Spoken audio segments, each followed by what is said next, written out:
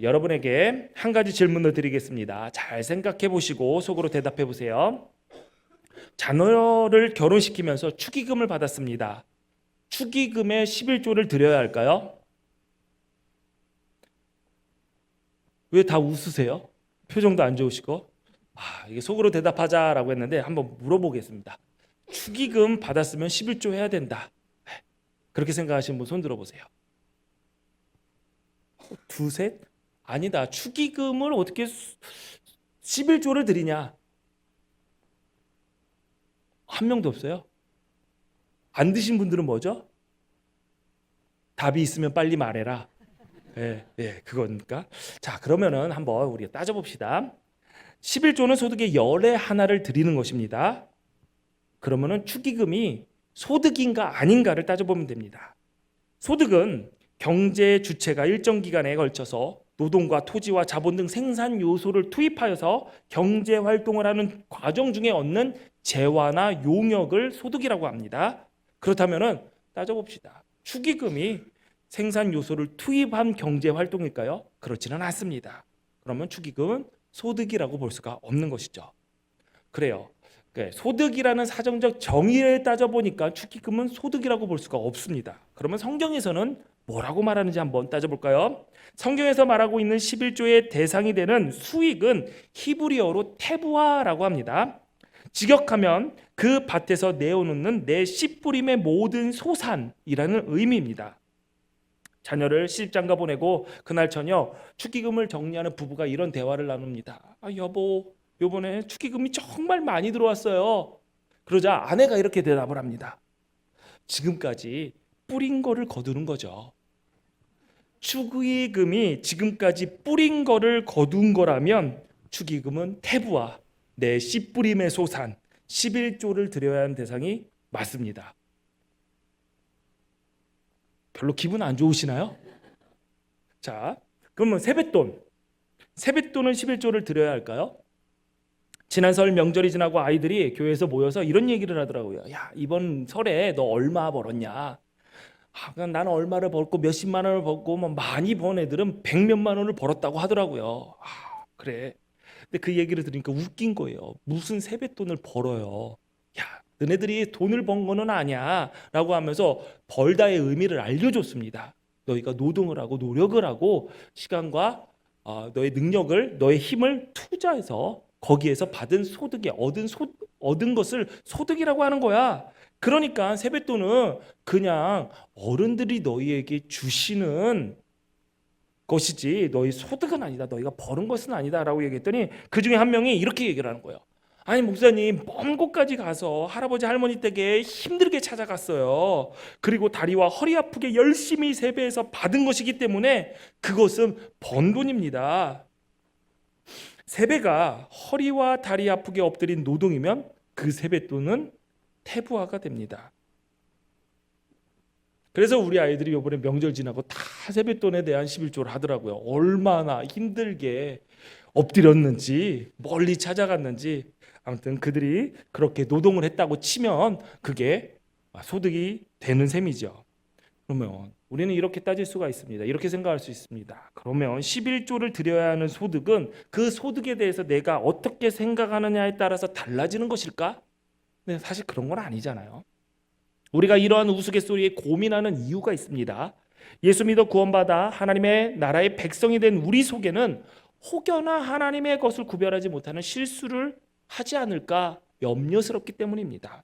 여기에다 드려야 하는 금액까지 정확하게 따져야 된다면 11조는 정말 꼼꼼히 그리고 신경 써서 계산을 해야 드릴 수 있는 예물이 됩니다.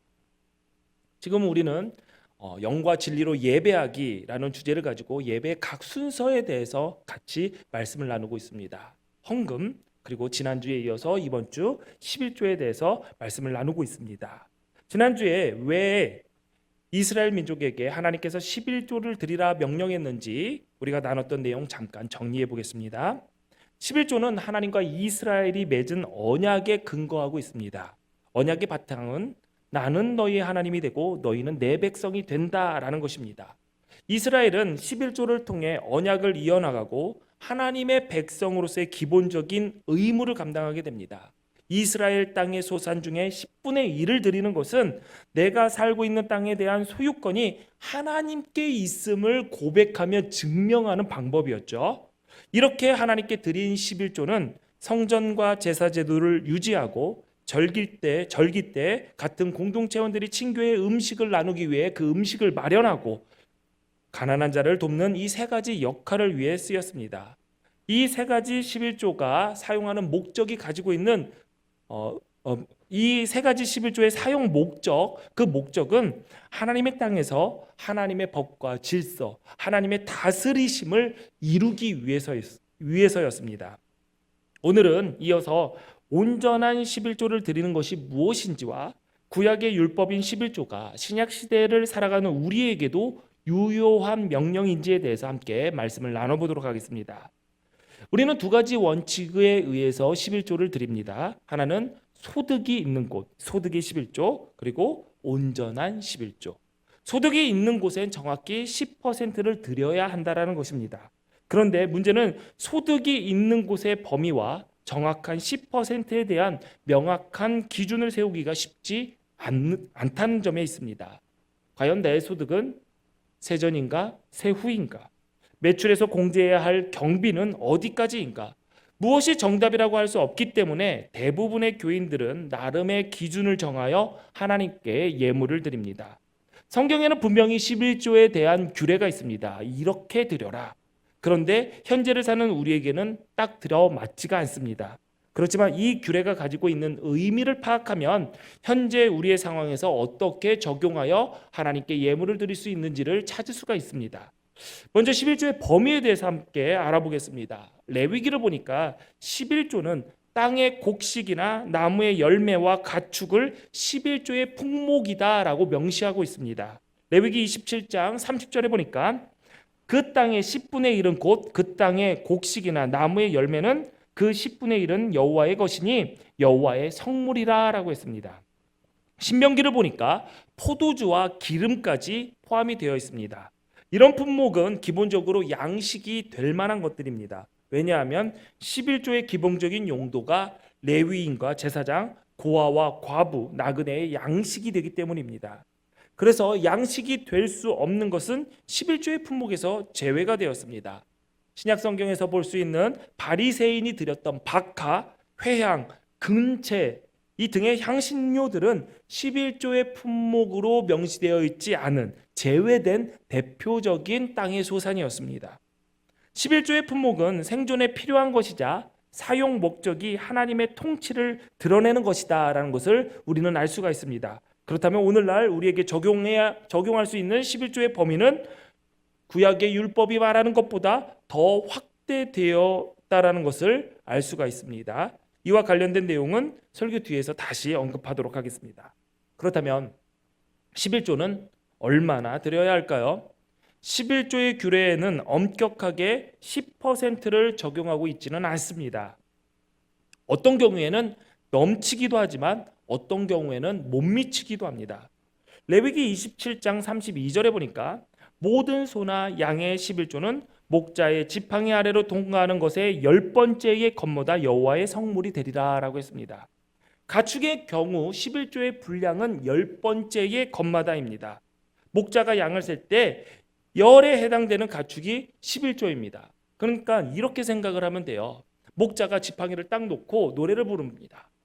동동동 대문을 열어라. 그러면서 한 마리 두 마리 가다가 10번째가 되면은 문이 닫히는 거예요. 거기에 걸린 가축은 누구 거?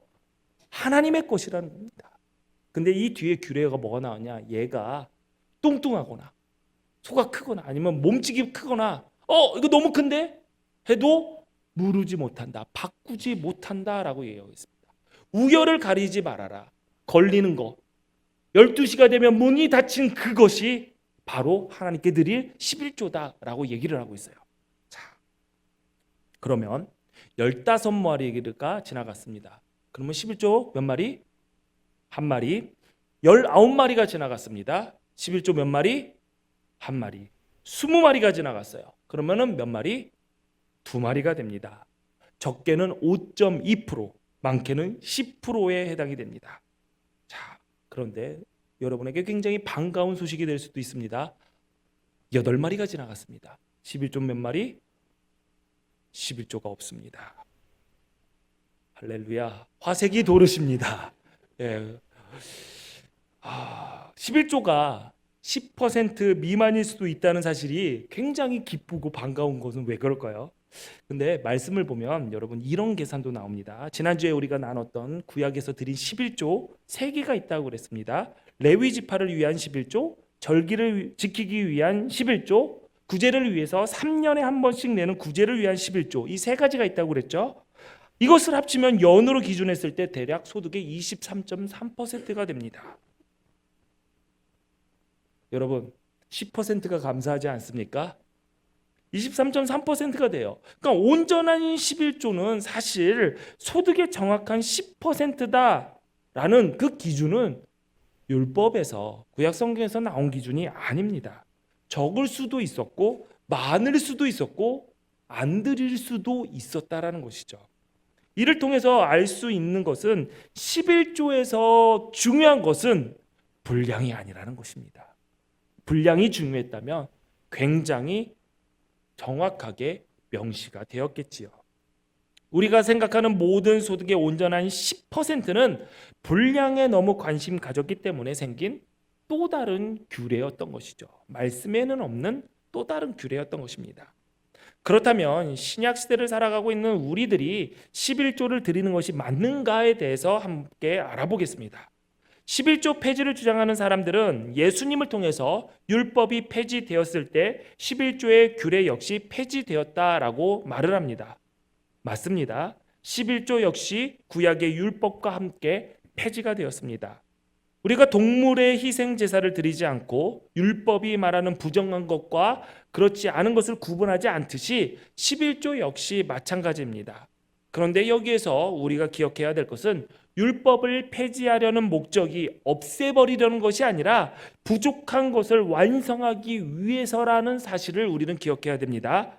마태복음 5장 17절 말씀 우리 같이 읽어볼까요? 시작. 내가 율법이나 선지자를 폐하러 온 줄로 생각하지 말라. 폐하러 온 것이 아니요 완전하게 하려 함이라. 아멘. 맞습니다. 구약에서 나온 율법은 예수님에 의해서 부족한 부분이 보완되어 완성된 것이지 없어지거나 사라진 것이 아닙니다. 예를 들어 보겠습니다. 구약 시대의 제사는 안식일에 예루살렘 성전에서 드려졌습니다. 이것이 신약 시대에는 새로운 시간과 새로운 장소로 되치가 되었습니다.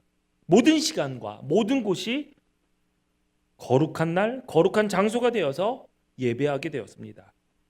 이에 참된 예배에 맞도록 제사장과 제물도 새로운 곳으로 바뀌었습니다.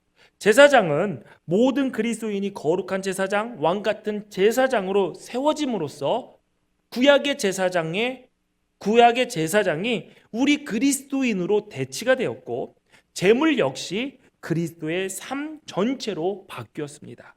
로마서 12장 1절에 보니까 그러므로 형제들아 내가 하나님의 모든 자비하심으로 너희를 권하노니 너희 몸을 하나님이 기뻐하시는 거룩한 산 제물로 드리라. 이는 너희가 드릴 영적 예배니라 라고 했습니다.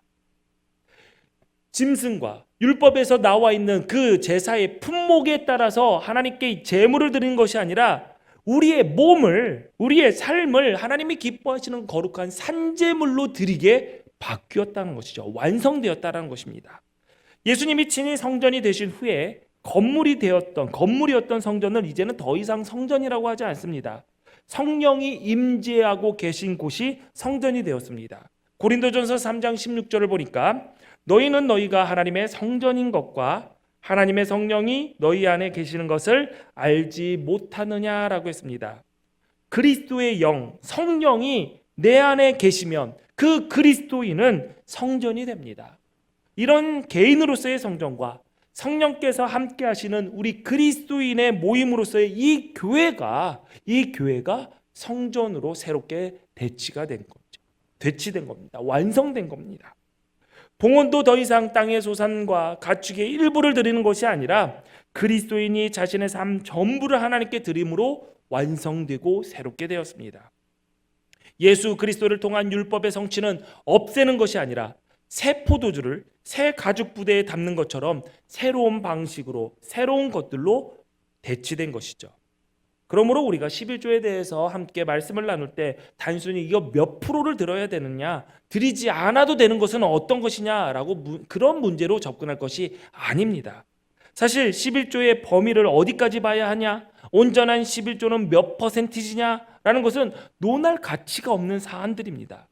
우리가 세심하게 살펴야 할 것은 모든 것을 허락하신 하나님의 주권을 내가 인정하고 있느냐, 그래서 내가 나의 삶을 통해서 하나님은 어떻게 기쁘시게 할 것인가, 내가 나의 것을, 나의 삶을 어떻게 하나님께서 기뻐하시는 거룩한 산제물로 드릴 것인가, 이거에 대해서 우리는 살펴야 될 것입니다. 그렇다면 11조는 신약의 무엇으로 완성되고 새롭게 대치되었을까요? 그것은 연보, 즉 헌금입니다. 신약교회의 헌금은 구약의 11조의 쓰임과 역할 면에서 매우 유사합니다. 11조가 성전과 제사를 유지하여 하나님의 언약을 이어나간 것과 같이 신약 시대의 헌금은 예배와 교육을 통해 예수 그리스도를 주님으로 영접하여 약속의 주인공, 새 약속의 주인공이 된 하나님의 자녀들을 양육하고 성령께서 임재한 그리스도인, 즉 성전을 세워나가는 일에 사용이 됩니다. 절기의 11조를 먹으며 하나님의 구원의 사역을 공동체가 기념한 것은 예수님의 구원의 역사를 교회 공동체가 기념하는 것과 유사합니다. 구제는 말할 것도 없지요. 이렇듯 구약의 11조와 신약의 헌금은 같은 본질을 가지고 있습니다. 어떻게 드려야 하는가에 대해서도 구약의 율법이 아닌 새 언약에 맞는 새로운 방법으로 완성이 되었습니다. 그 방법을 한번 알아보겠습니다. 사도행전 11장 29절 말씀, 제자들이 각각 그 힘대로 유대에 사는 형제들에게 부조를 보내기로 작정하고, 고린도후서 9장 7절에는 각각 그 마음에 정한 대로 할 것이요 인색함으로나 억지로 하지 말지니 하나님은 즐겨내는 자를 사랑하시느니라 라고 했습니다. 디모데전서 6장 18절에 보니까 선을 행하고 선한 사업을 많이 하고 나누어 주기를 좋아하며 너그러운 자가 되게 하라 라고 했습니다. 소득의 10%라는 법이 아니라 각각 힘대로 능력에 따라서 너그럽게 많이와 같은 새로운 원칙으로 완성되었습니다. 11조를 통해서 하나님께 드렸던 그 신학 고백 안에서 스스로 마음에 정한 바를 하나님께 드리는 것입니다. 정할 때 원칙이 있습니다. 인색함과 억지로 해서는 안 된다라는 것이죠. 여러분께서 이 마음의 기준을 정할 때는 철저하게 자신의 탐욕과 싸우셔야 할 것입니다. 오늘 말씀을 듣고 나의 안에 두 가지 모습을 발견할 수 있을 것입니다. 그래, 기쁘고 즐겁게 내자. 모든 것이 하나님의 것인데 하나님의 것을 돌려드리는 나의 신앙 고백, 뭐가 어렵냐? 기쁘게 하시는 분이 생긴가 하면 기쁘게 생각하는 마음이 한쪽에 있는가 하면 다른 한쪽에는 최대한 덜 내기 위해서 오늘 목사님이 10%가 아니라고 그랬어, 적게는 5.2%래 하면서 자기의 뜻에 맞게 오늘 들은 말씀을 해석하고 취사 선택하는 나의 모습을 발견할 수 있을 것입니다. 여러분 기억하십시오. 우리는 하나님께서 주신 것들을 내 것이다 라고 착각해버리면 아무리 작은 것도 하나님께 드리지 못하는 연약한 존재에 불과하다는 사실을 우리는 알아야 됩니다. 내게 주어진 삶의 터전에서부터 모든 것이 내 것이 아닌 하나님의 것이다 라는 그 믿음이 없다면, 하나님께서 능히 모든 은혜를 넘치게 하셔서 모든 착한 일을 넘치게 하실 것이다 라는 그 약속을 붙잡지 않는다면 하나님께 드리는 이론은도 낭비이고 아깝게 느껴지고 빼앗기는 것처럼 느끼게 될 것입니다. 그래서 헌금은 믿음이 없으면 절대로 못합니다. 그러면 소득의 10% 신경 쓰지 않아도 되는 것일까요? 저는 신앙의 전통에 따라서 신약 교회가 정한 기준이 소득의 10%라고 생각을 합니다. 사람은 11m의 높이에서 가장 큰 공포감을 느낀다고 합니다. 11m 이하일 경우에는 높이에 따라서 그 공포의 크기가 줄어들고요. 11m 이상이 될 경우에는 얼마나 높은지 정확하게 감이 오질 않기 때문에 공포의 크기가 마찬가지로 줄어든다고 합니다. 그래서 공수부대원들은 11m 막타워 모형탑에서 뛰어내리는 훈련을 합니다. 이 높이에서 뛰어내릴 수 있어야지 고공 강화가 가능한 1.5km에서 4km의 그 상공에서 점프할 수, 담대하게 뛰어내릴 수 있기 때문입니다. 어떤 목사님이 사람이 물질에 대하여 가장 큰 공포를 느끼는 수치가 소득의 10%이다라고 주장하는 얘기를 들었습니다. 저도 이 이야기가 과학적인 근거는 없지만 일리가 있다고 생각을 합니다. 하나님께서 10분의 1을 11조로 드리라라고 하는 명령하신 이유는 당시 고대 근동국가가 조공을 봉신국의 조공을 받는 그 액수가 10분의 1이기 때문이다. 그래서 조공의 액수이기 때문에 그렇게 했다라고 주장하는 사람도 있긴 하지만 하나님께서 양을 중요하게 생각하지 않았다라는 생각을 우리는 먼저 해야 됩니다. 제외된 자들도 있고 적게는 5.2%, 많게는 23.3%. 하나님께서는 양을 중요하게 생각하지 않고 그 드림을 통하여서 이스라엘의 신앙의 고백과 자세와 마음을 보고자 하신 것이기에 저는 충분히 10%가 일리가 있다고 생각을 합니다. 뭐냐? 10%가 너희가 할 수 있는 최선일 것이다 라는 것이죠. 소득의 10%가 구약의 율법에서 나온 기준이기는 하지만 현재 우리에게도 의미 있는 기준임은 분명합니다. 그러면 이 말씀을 들으면 이렇게 생각이 될 겁니다. 각각 힘대로 마음에 정하는 최소의 기준이 10%인가? 그러면은 지금까지 했던 거와 똑같은 이야기 아닌가 생각이 드실 수 있습니다. 그런데 여러분 잘 기억하세요. 우리가 하나님 앞에 전적인 헌신을 결단을 합니다. 그러면서 퍼센티지를 논하는 것 자체가 우스운 이야기죠. 10%를 드리지 못하는 자가 어떻게 하나님 나라를 위하여 내 모든 것을 주께 드린다라고 이야기할 수 있겠습니까? 내 모든 것을 주님께 드리고 나의 생명을 드리고 나의 삶을 드린다라고 얘기하면서 나에게 내 주머니에 있는 소득의 10%를 드리지 못하면서 내 삶을 드린다? 그거 다 거짓말입니다. 나의 모든 것을 하나님께서 나에게 주셨고 나에게 맡겨주셨다라는 청지기로서의 그리스도인의 정체성은 관념이나 의지로 끝나는 것이 아닙니다. 10분의 1을 드린 자가 나머지 9도 하나님의 소유로 인정하고 하나님의 뜻대로 사용할 책임을 맡은 청지기로서 살아갈 수 있게 되는 것입니다. 여러분, 온전한 11조는 액수를 이야기하는 것이 아닙니다. 내 소득의 온전한 10%를 드릴 때가 아니라 나머지 90도 청지기로서 하나님께서 맡겨주시고 기뻐하시는 뜻대로 사용할 때 그 온전한 11조의 정신은 이루어지게 되는 것입니다. 온전한 11조는 11조 안에 담긴 신앙의 고백과 정신으로 인색함과 억지로가 아닌 기쁜 마음으로 나에게 허락하신 것을 힘껏 드리고 주 뜻대로 살아가는 것이 바로 온전한 11조를 하나님께 드리는 것입니다.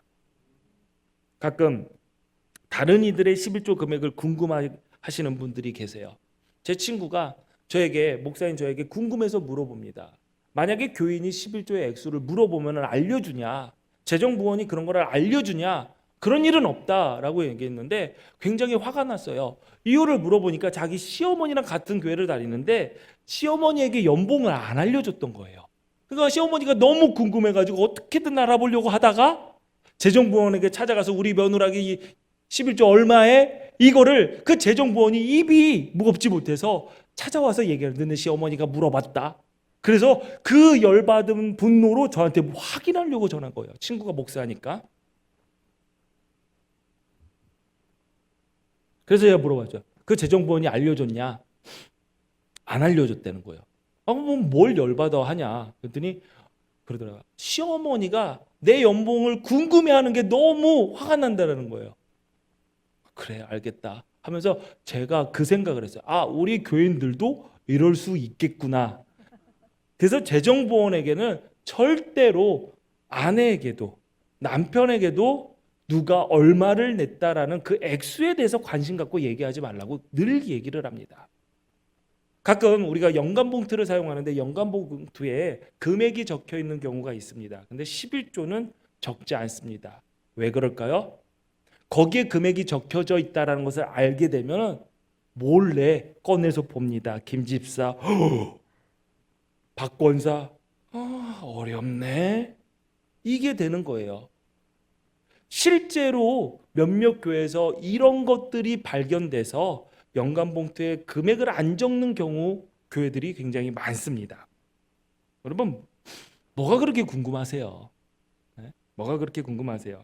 근데 기억하세요. 11조는 그 사람의 연봉을 드러내는 것이 아니라 나에게 주어진 힘 가운데서 마음에 정한 것을 드러내는 액수지, 그게 연봉은 아닙니다. 궁금하시면 직접 가서 물어보세요. 너 얼마 버니?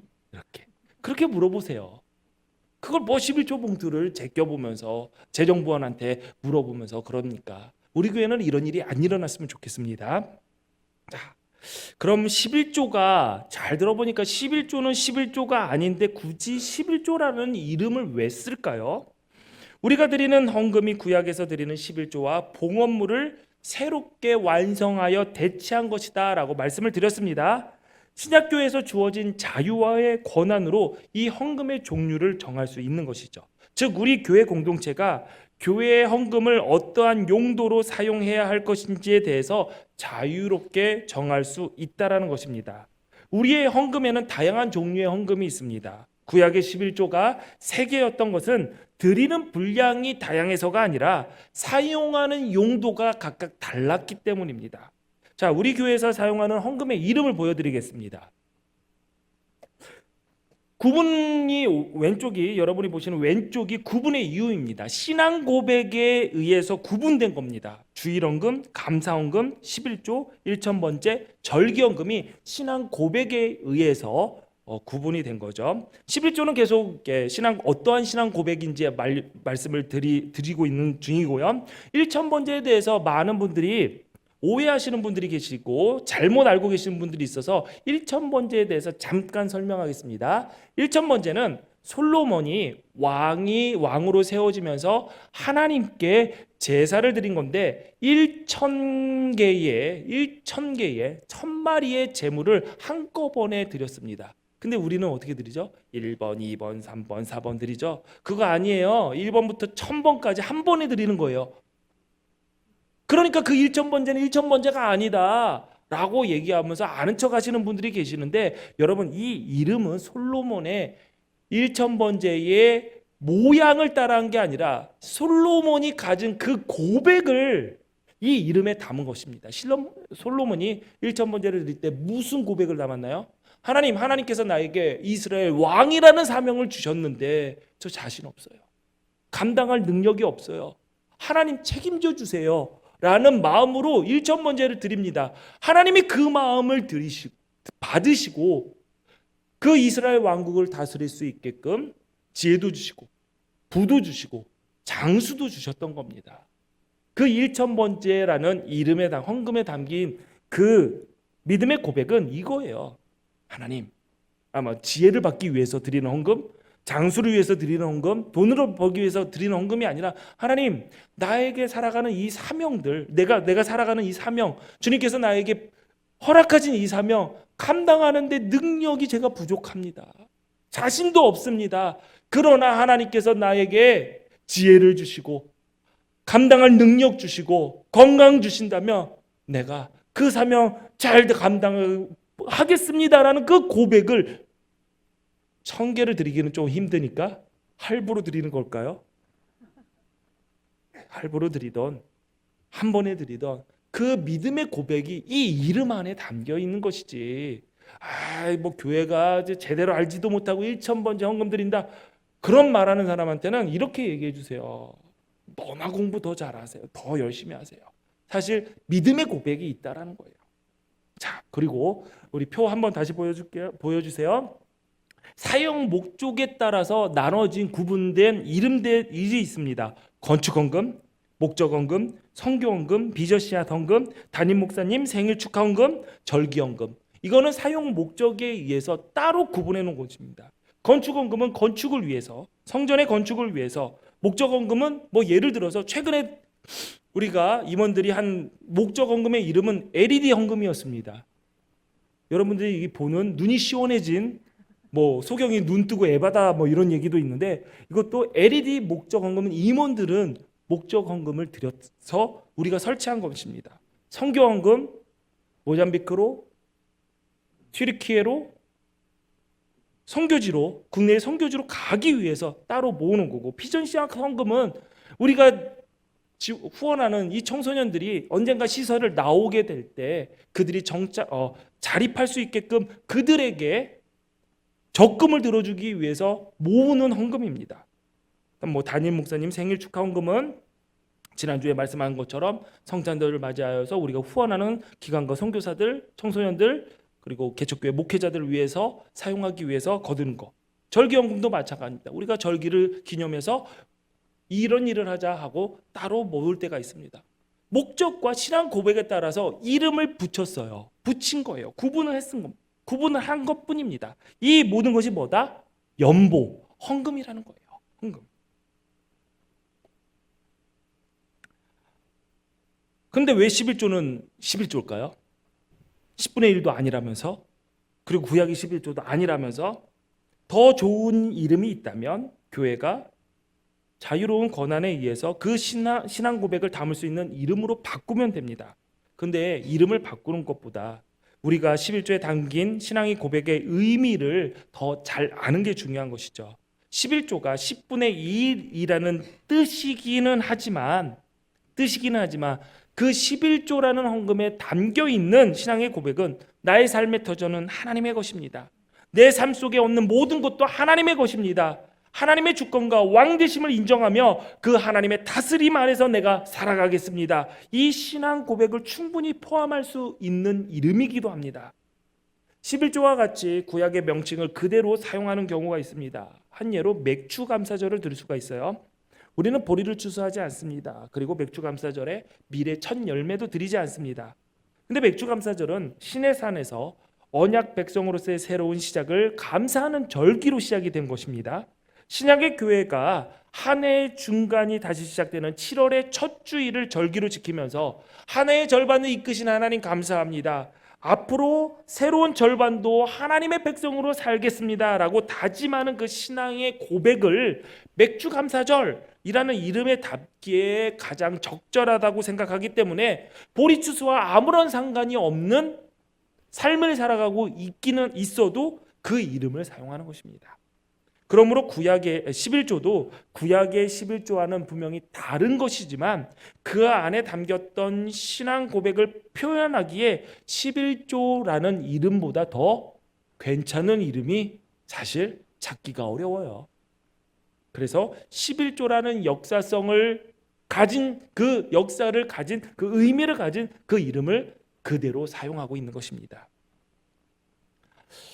두 주간 11조에 대한 말씀을 통해서 혹여나 우리가 가지고 있었던 11조에 대한 좀 오해, 잘못된 것들이 좀 교정되고 오해가 풀리고 또 11조를 드리라고 명령하신 아버지 하나님의 뜻을 조금이나마 명확하게 깨달았기를 기대합니다. 11조를 하시는 분들 혹여나 율법에 잡혀 의무로 하시는 것이 아니라 11조에 담겨진 신앙의 고백을 담아 온전히 하나님께 올려드리시기 바랍니다. 11조를 하시고 싶으시나 가족들이 이해하지 못해서 11조를 할 수 없다면 내가 쓰는 돈, 내 주머니에 드나드는 돈, 내 지갑의 돈이라도 생활의 11조를 하면서 하나님께 믿음의 고백을 드리시고 또한 온전한 11조를 하기를 기대하며 그 가정이 주 앞에서 새로워지기를 바라며 기도하시기를 바랍니다. 또 아직 11조를 안 하시는 분들에게 권면을 합니다. 여러분의 삶의 터전이 하나님의 것이다 라는 믿음을 가지고 내가 할 수 있는 분량 안에서 넉넉히 힘껏 그리고 즐거이 신앙 고백을 시작하시기를 바랍니다. 여러분, 우리가 살아가는 것, 내 손에 있는 것들이 내 것이다, 아니다, 내 것이다, 하나님의 것이다, 인정하든 인정하지 않든 여러분, 이 땅의 모든 만물은 하나님의 것입니다. 하나님께서 허락하시지 않는다면, 여러분이 인정하든 인정하지 않든 하나님께서 허락하시지 않는다면 내 손에 아무것도 없다는 사실을 우리는 알아야 됩니다. 그러므로 여러분이 이곳에서 예배하시는 그리스도인으로 계시다면 하나님의 것을 인정하며 하나님께서 맡겨주신 나머지도 나의 모든 것을 주뜻 이루는 일에 쓰겠다라는 결단의 마음, 신앙의 고백을 꼭 하시는 여러분이 되시기를 바랍니다. 왕 대신 하나님을 존중하고 하나님을 왕으로 모신 하늘 백성답게 모든 것이 하나님의 것임을 인정하며 살아갈 때 성경에 기록된 대로 하나님께서 약속하신 대로 하나님께서 모든 은혜를 여러분에게 넘치게 하심으로 모든 일에 항상 모든 것이 넉넉하게 되어 여러분의 삶 속에 모든 착한 일이 넘치게 될 것입니다. 하나님의 신실하심으로 여러분에게 허락된 땅이 아름다워지고 열방이 여러분을 향해 복되다 칭찬하는 복의 주인공이 되시기를 주님의 이름으로 축원합니다. 축원합니다. 기도하시겠습니다. 우리에게 하나님의 땅에 살 수 있게 은혜를 베푸신 하나님, 하나님의 땅에서 모든 것을 누릴 수 있게 선물을 허락하심 감사합니다. 주님께서 나에게 맡기신 것을 주님의 선하신 뜻을 이루기 위해 사용할 수 있게 지혜를 주옵소서.